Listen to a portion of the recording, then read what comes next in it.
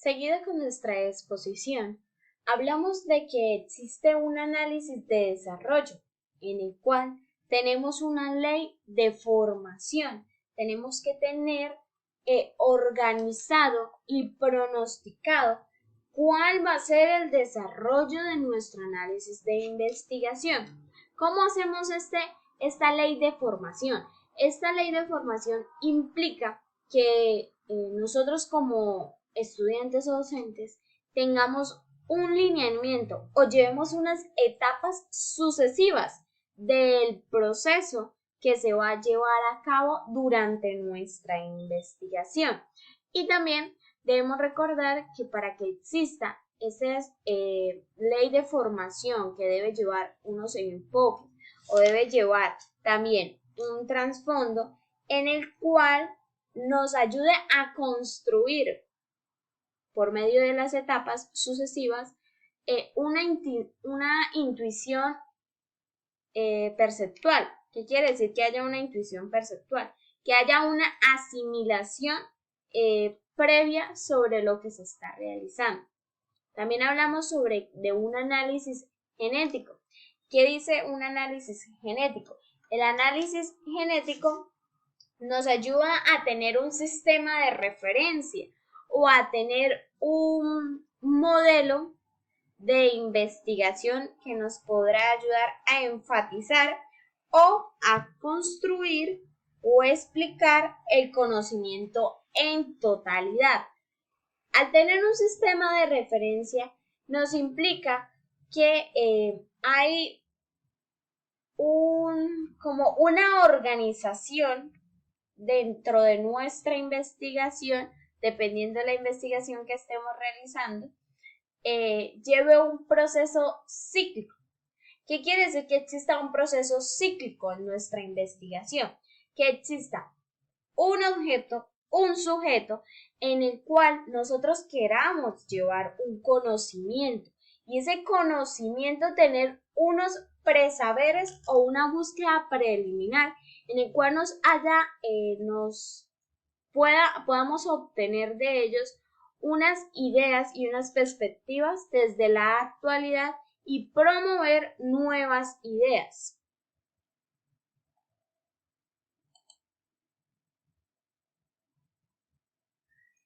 Existen, a la hora de nosotros crear una investigación o llevar a cabo una investigación, independientemente de su tipo o de su clase, tenemos unas limitaciones parciales y unas limitaciones generales. ¿Qué nos quiere decir esas limitaciones parciales? Que va en proceso evolutivo particular del conocimiento, va parcialmente a cómo se lleva nuestra investigación.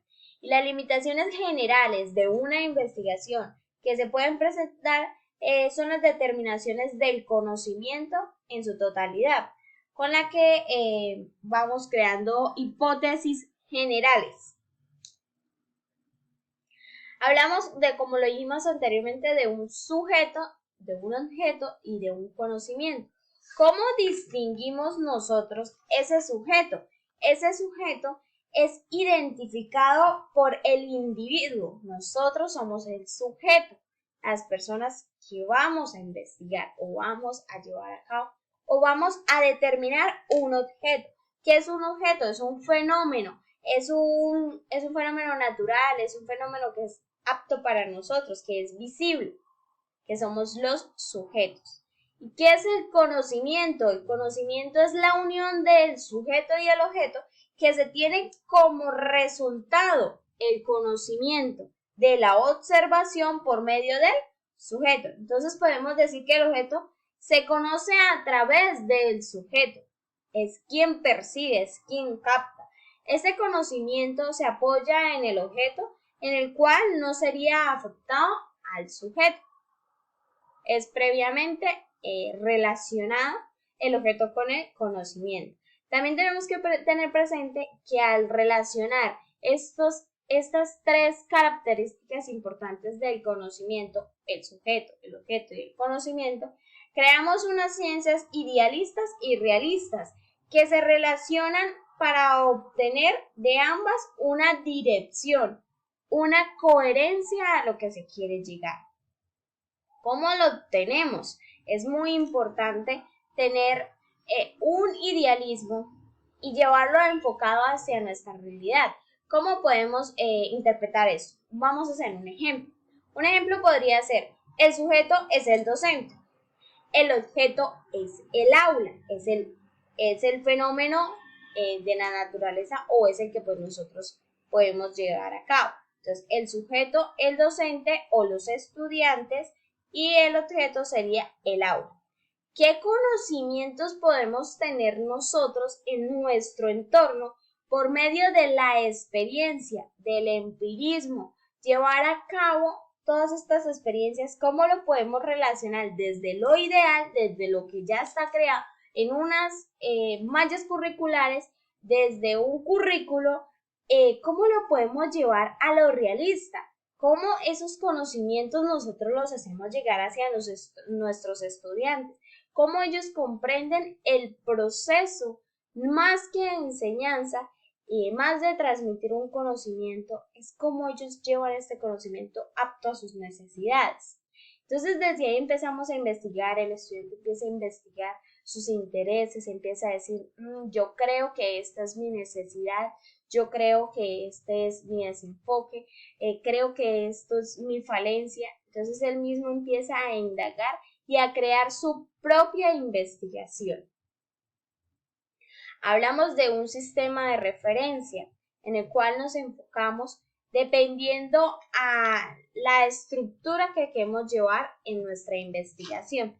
Hablamos de que existen unos tipos de investigaciones muy importantes que nos ayudarán en nuestro proceso.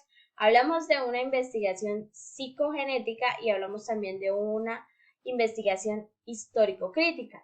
¿En qué nos ayuda la investigación psicogenética? La investigación psicogenética nos ayuda a estudiar sobre la lógica que puede tener un estudiante, un niño, un adulto, cómo puede razonar él sobre esto. También la investigación histórico-crítica se caracteriza mucho porque sus datos son observables, es analizar, es reconstruir el pasado con objetivos claros y pues llevar a cabo pues la actualidad. ¿Cómo esta investigación se utiliza hoy en día tanto? Porque tenemos unos datos en la educación que ya muchos filósofos y autores ya hicieron una investigación. Entonces nosotros tomamos esta investigación psicocrítica, histórico-crítica, qué pena, y la llevamos a la actualidad, hacemos un reenfoque, reestructuramos y creamos nuevas investigaciones. Pero estas dos se relacionan mucho, ¿por qué? Porque es que ellos nos hacen crear criterios objetivos, criterios con objetivos claros y precisos, y se relacionan también porque nos hacen crear nuevas metáforas de conocimiento, creamos nuevas ideas, y al relacionar estas dos, ¿qué hacemos? Lo que hacemos al relacionar estas dos investigaciones es que tomamos un proceso de enseñanza de la historia y lo modificamos por medio de la investigación psicogenética.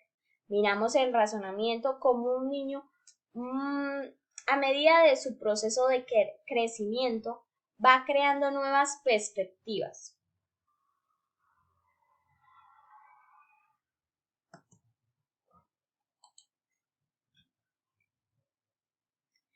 Ahora hablamos de una epistemología restringida y de una epistemología genética. Cuando nos referimos a una epistemología restringida, hablamos de que existen unas actividades del sujeto y representaciones de las cosas que estudia en relación a la realidad. ¿Cómo vemos esta perspectiva de las restricciones? Qué pena. Hablamos de que existen unas limitaciones en las cuales solo van relacionadas a su entorno o realidad o actualidad, podríamos decir. Entonces ellos se limitan un poco más a su entorno. Tienen un enfoque más preciso y conciso y limitado. En cambio, la epistemología genética nos demuestra que no tiene limitaciones, tiene un campo laboral muy amplio. Nos demuestra también que existe en él relacionada a la psicología.